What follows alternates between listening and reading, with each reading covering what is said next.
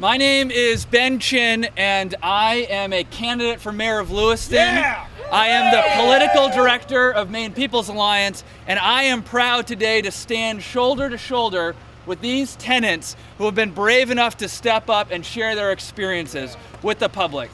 Our current mayor was invited today. He said he had more important things to do. Sadly, I am not surprised. For too long, the political leadership of our city has refused to name the names of those who profit from exploiting our neighbors and destroying our property tax base. That free ride ends today with the release of this report from Maine People's Alliance.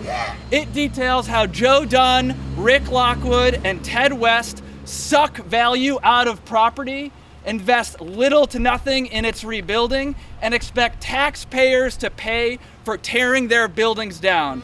These men give good landlords a bad name. They ruin our city's reputation. They block economic development, and the time for dealing with them behind closed doors is over. Yes. Here is what I learned from this report. Together, these three men own or finance property worth $10 million of assessed value. That would make them the 9th largest property taxpayer in Lewiston. And that would be equivalent to Gendron & Gendron Construction Company.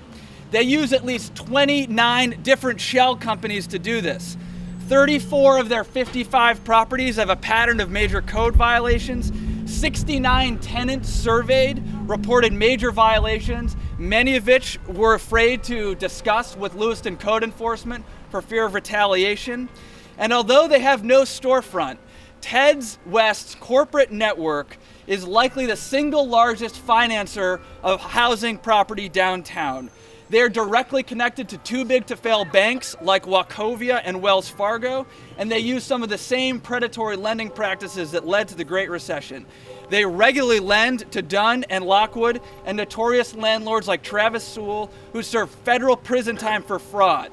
In 2004, they were fined $53,000 from the EPA for failing to disclose lead paint that led to children being poisoned. It doesn't have to be this way.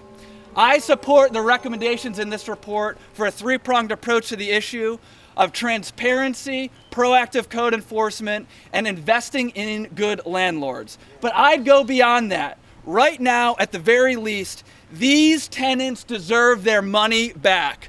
Joe Dunn, Rick Lockwood, and Ted West, it's time for a refund. And finally, to everyone who wonders if our city can make a comeback, who paid rent but still spent the night shivering next to an open oven, who struggle to pay their bills while Wall Street profits off their rent, for everyone who fears to speak up because of the landlord or the boss, I want you to know I have your back. I will not allow the privateers of poverty to continue these deplorable practices. Everyone, rich, poor, black, white, immigrant, or native born, has a stake in righting this wrong. If we dare to believe in each other, to believe that unity beats poverty and greed beats compassion and hope beats old guard cynicism, then we can build a city that works for everyone. We need to close down the low road. The time for change is now. Yeah.